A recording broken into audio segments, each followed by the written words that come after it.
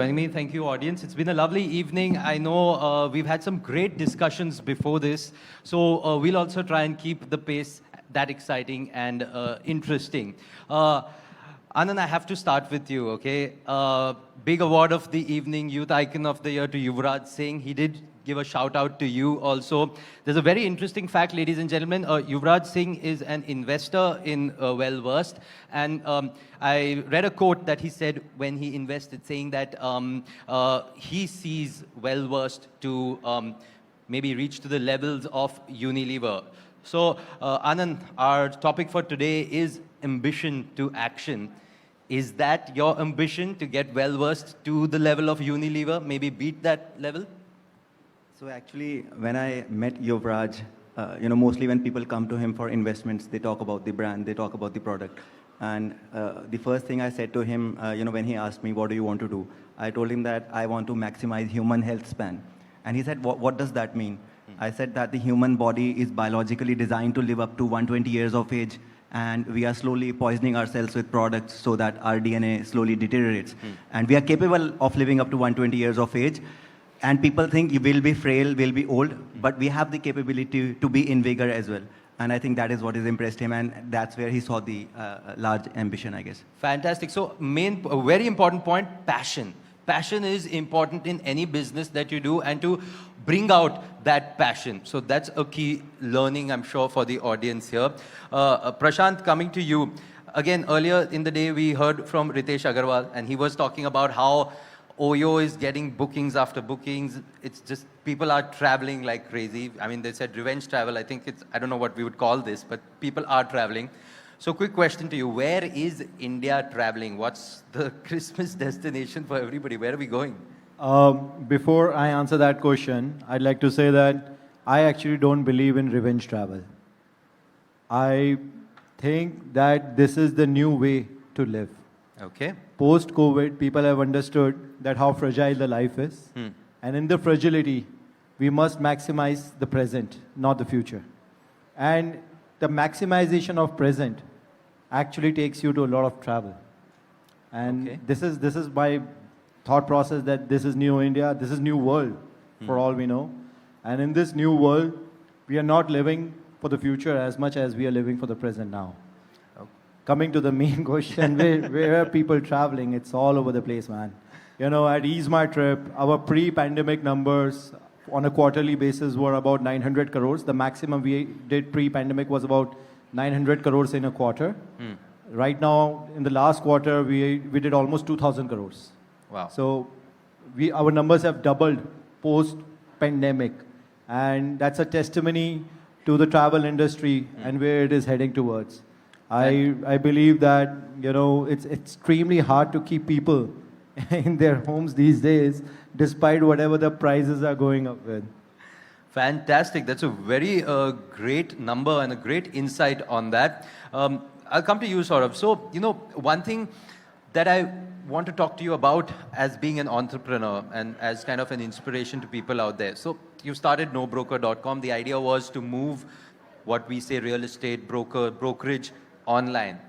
But you're also twisting the game now. I know you've I think opened up a space, an offline space in Hyderabad as well. So is this the new age where everything's going to be hybrid, or is this the age where entrepreneurs need to keep in mind that, hey, maybe this is the business that I started, but with changing times, I need to change my business model as well? What are your thoughts?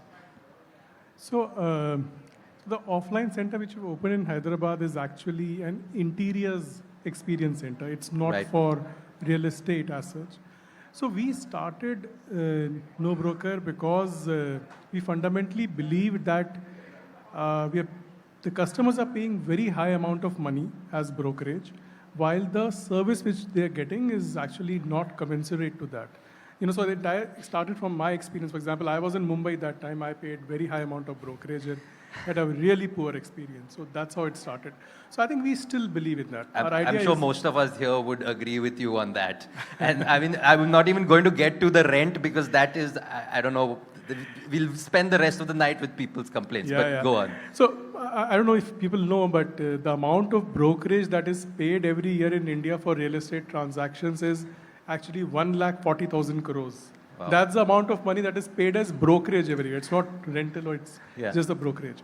So the core thesis about Two Broker was that can we make this much more smoother, much more cheaper?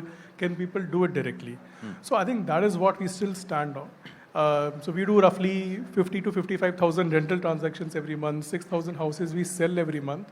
And all of that happens without paying any brokerage. It's a zero brokerage. Right. And we added all these services like interiors, rental agreement, packers and movers because customers needed those. So I think it was more an extension of the real estate journey.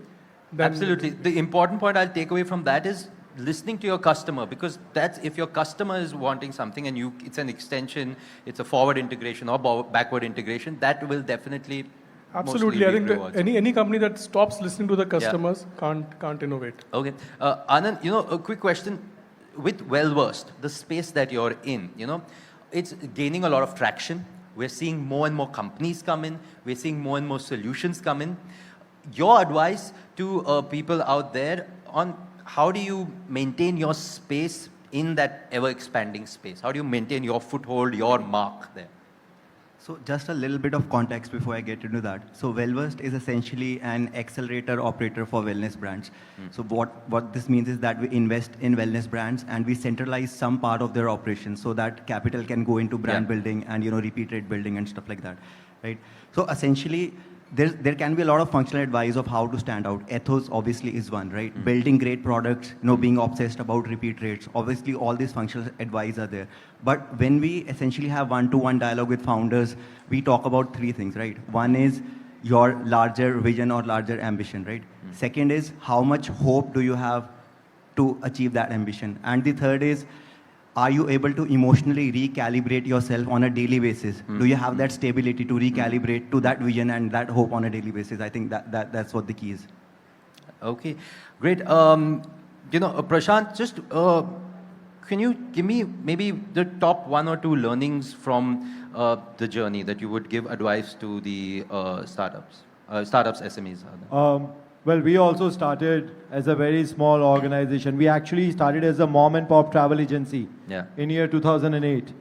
And of course, we transitioned ourselves from being an MSME to an internet play to become the second largest travel portal in India over the period of last 14 years.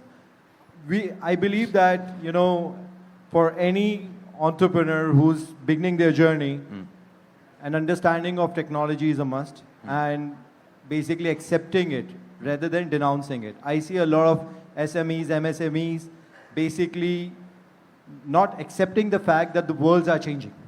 And an acceptance of a fact is only the means to start to understand it and then basically embrace it.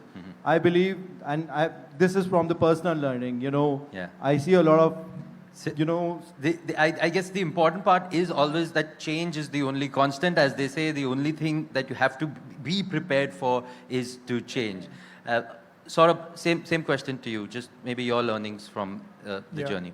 So I think 2 or 3 biggest learnings. One, you need to be an irrational optimist because if there's already data which proves that this can be done, then somebody would have done it.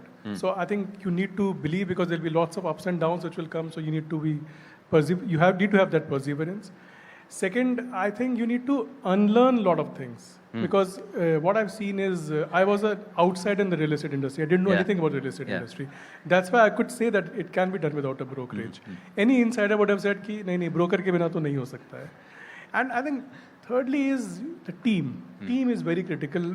If I am here, it's because the team is there. And if you come to our office, you'll meet the team. You'll find that it's very difficult to find who is the founder and who is the team. That's the kind of passion that they have. Fantastic. Now, I know we've had very little time, but we're just totally strapped for time today. I would have loved to have a longer conversation. But just quickly wrapping up some key points. Important to focus on passion.